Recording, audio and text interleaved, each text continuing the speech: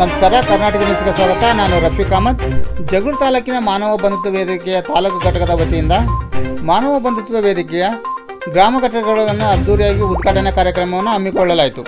ಜಗಳೂರು ತಾಲೂಕಿನ ಬುಳ್ಳಳ್ಳಿ ಗ್ರಾಮ ಹಾಗೂ ಗಿಡ್ನಕಟ್ಟೆ ಗ್ರಾಮದಲ್ಲಿ ಗ್ರಾಮ ಘಟಕಗಳನ್ನು ಉದ್ಘಾಟನೆ ಮಾಡಲಾಯಿತು.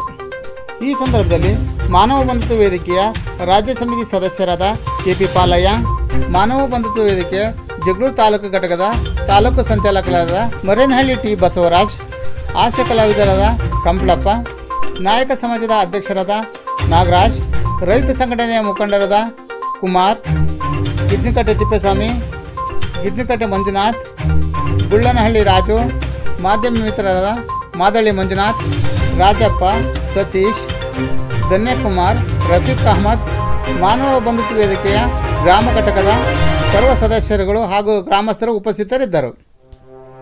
ಮಾನವ ಬಂಧುತ್ವ ವೇದಿಕೆಯ ರಾಜ್ಯ ಸಮಿತಿ ಸದಸ್ಯರಾದ KP ಪಾಲಯ್ಯರವರು ಕಾರ್ಯಕ್ರಮ ಉದ್ದೇಶಿಸಿ ಮಾತನಾಡಿದರು.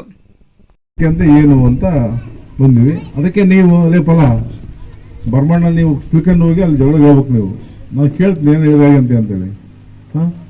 ಯಾಕೆಂದರೆ ಉದ್ದೇಶ ಏನಪ್ಪ ಅಂದರೆ ಇದು ಮಾನವ ಬಂಧುತ್ವ ವೇದಿಕೆ ಅಂದರೆ ಇದು ಯಾವುದೇ ರಾಜಕೀಯ ಪಕ್ಷದ ಸಂಘಟನೆ ಅಲ್ಲದು. ಜಾರಕಿಹೊಳಿ ಸಾಹೇಬರು 11 ವರ್ಷದಿಂದ ಒಂದು ಈ ಮಾನವ ಬಂಧುತ್ವ ವೇದಿಕೆ ಅಂತ ಹುಟ್ಟಾಕಿ ಮಾನವ ಬಂಧುತ್ವ ಅಂದರೆ ಮನುಷ್ಯರು ಪ್ರೀತಿ ಮಾಡ್ತಕ್ಕಂಥ ಒಬ್ಬರನ್ನೊಬ್ಬರನ್ನ ಪ್ರೀತಿ. ಮಾನವ ಬಂಧುತ್ವ ವೇದಿಕೆಯ ಜಗಳೂರು ತಾಲೂಕು ಸಂಚಾಲಕರಾದ ಮರೇನಹಳ್ಳಿ T ಬಸವರಾಜರವರು ಕಾರ್ಯಕ್ರಮ ಉದ್ದೇಶಿಸಿ ಮಾತನಾಡಿದರು. ಮಾನವ ಬಂಧುತ್ವ ವೇದಿಕೆಯ ಉದ್ದೇಶ ಇಷ್ಟೇ.